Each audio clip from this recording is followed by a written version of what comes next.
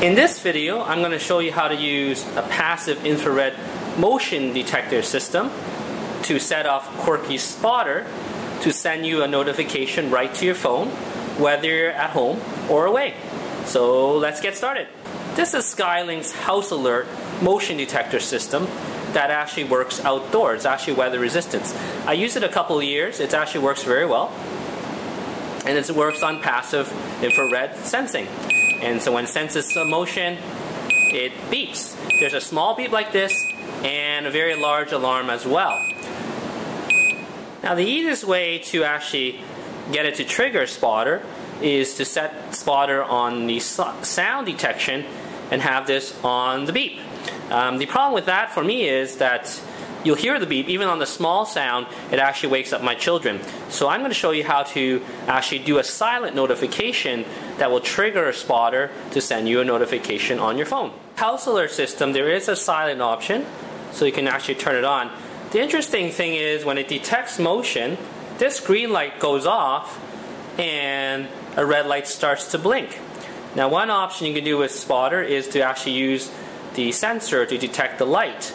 But there's a few lights and it's a little difficult to do that. So what I'm actually going to do is I'm going to set Spotter to tell me when this light goes off. Is when the motion is detected, this light goes off, Spotter tells that the light goes off, and then it sends me a notification. Okay, so what I did is I stuck on, this is actually Scotch brand's reusable double-sided tape onto Spotter. And what we want to do is want to line it up so that the light is about where the house opening is, which is essentially the light sensor of where Spotter is. So we push it nice and tight. So now it's nice and tight. And so all I need to do is kind of use a foil to actually make an enclosure to not allow, natural light to actually seep through to the sensor. And so all it will be detecting is the light from this Skylink, this green light there. This is my quick mock of the cover. It's just aluminum foil wrapped on the LED as close as possible so that no light can seep in. And so now what we want to do is set Spotter to go into the light mode, and we go new light trigger. And what we want to do is we want to send the trigger when the actual light goes off. Because keep in mind when the motion detector goes off, the green light actually turns off. So we'll do that, and then we go OK. So now Spotter sees the green light. It's monitoring when that light will turn off. How this works. So right now the green light is on, so Spotter detects that light is on. So we'll set off the motion detector. So the motion detector is on.